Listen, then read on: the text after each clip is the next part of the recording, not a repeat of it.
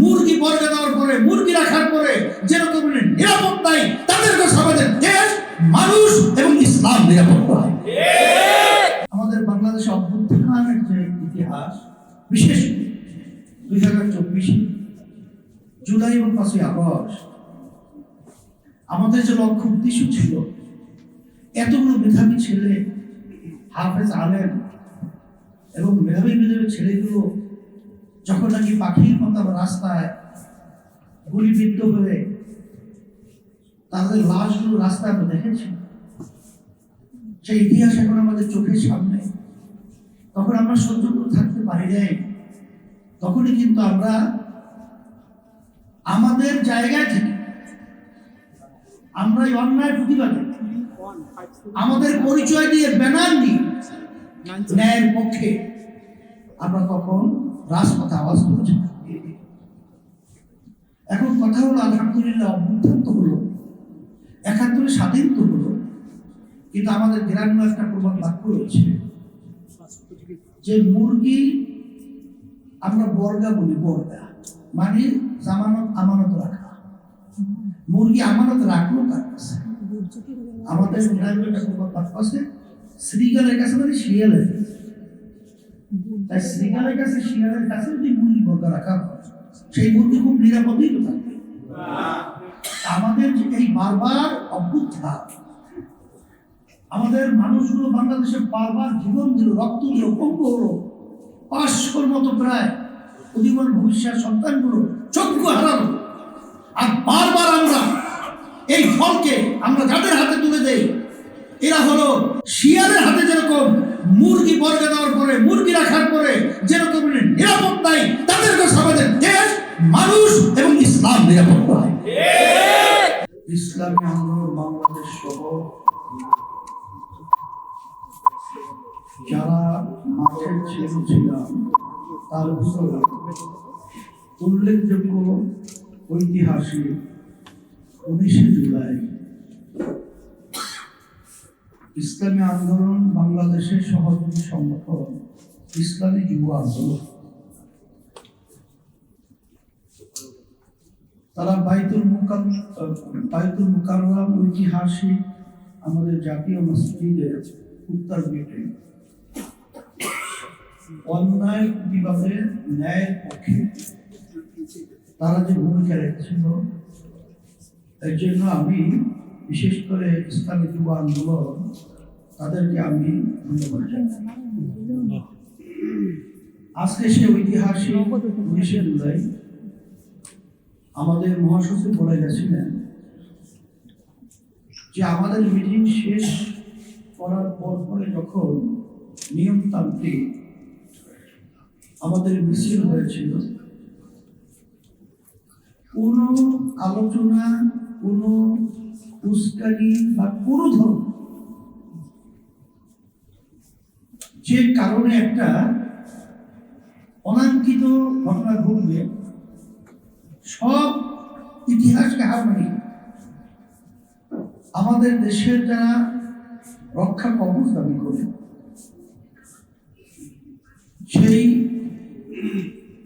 সম্মানিত আমরা যাদেরকে দেশ রক্ষার জন্য দায়িত্ব দিয়েছিলাম, তারা এই বাংলাদেশের বিশেষ করে যারা মালিক, তাদের উপরে নির্বিচারে যে গুলি চালাবো, আমি আমাদের অফিসের ভিতরে সেই দৃশ্য এখন আমাদের চোখের সামনে বাড়ছে।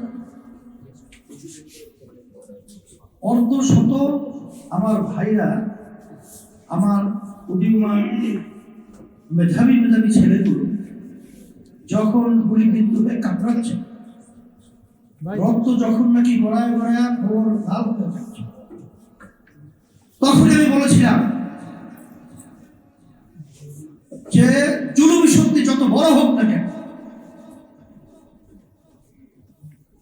ফিরাউনের ইতিহাস আমরা জানি, নমরুদের ইতিহাস আমরা জানি, কিন্তু কোন নমরুদি শক্তি, ফিরাউনি শক্তি কখনোই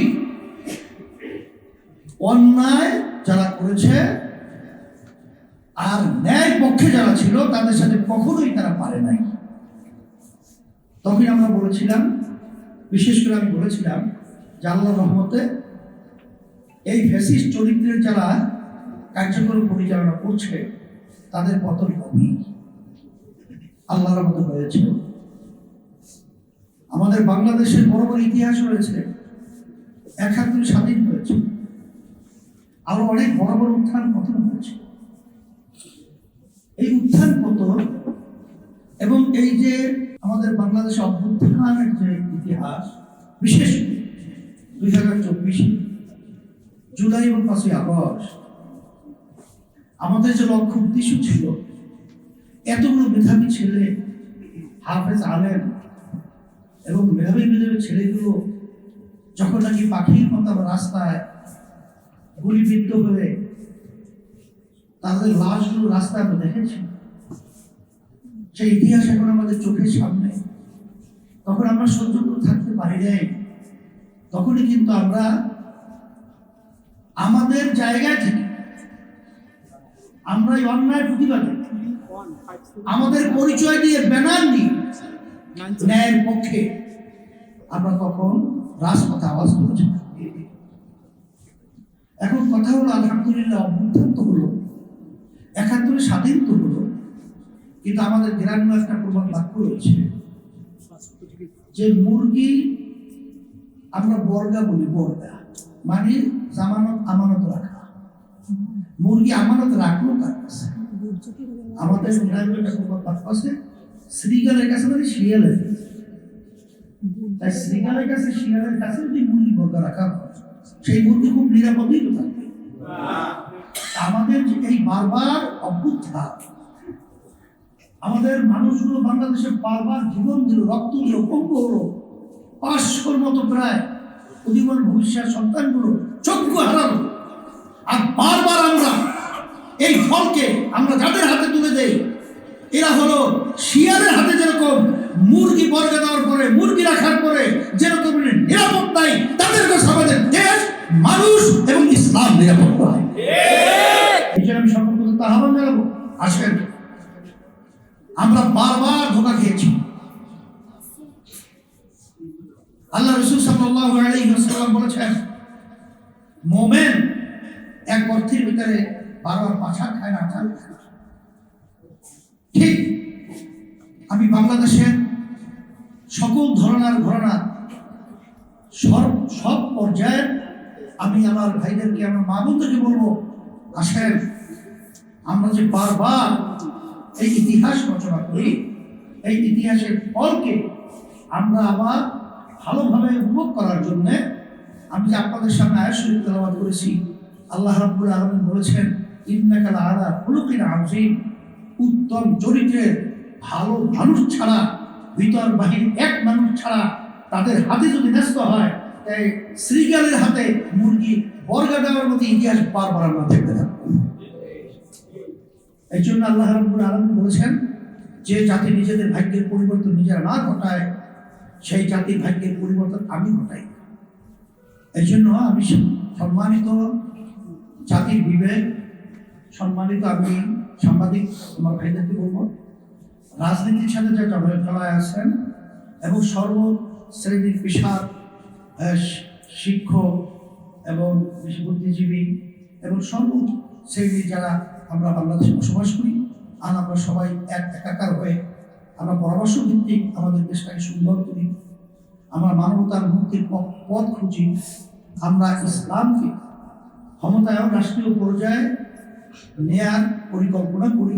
কারণ অন্যান্য সমস্ত নীতি আদর্শ তারা ব্যর্থ হয়েছে, তারা আমাদেরকে যে লক্ষ্য উদ্দেশ্য আশা নিয়ে আমরা যে বারবার দায়িত্ব পালন করেছি, তারা সে ফল আমাদেরকে দিতে পারে নাই।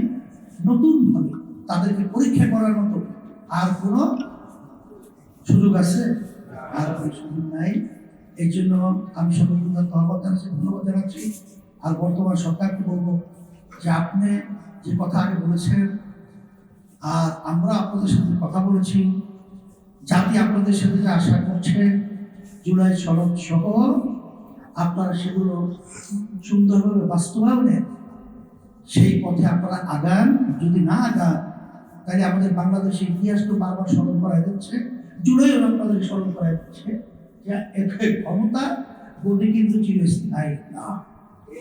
এই জন্য আমি সকলকে ধন্যবাদ জানিয়ে, বিশেষ করে তোমাদের এই প্রোগ্রাম এবং সাংবাদিক বন্ধু যারা এসেছেন, আমি আপনাদের সকলকে ধন্যবাদ জানিয়ে আমি আমার আলোচনা শেষ করছি। আপনারা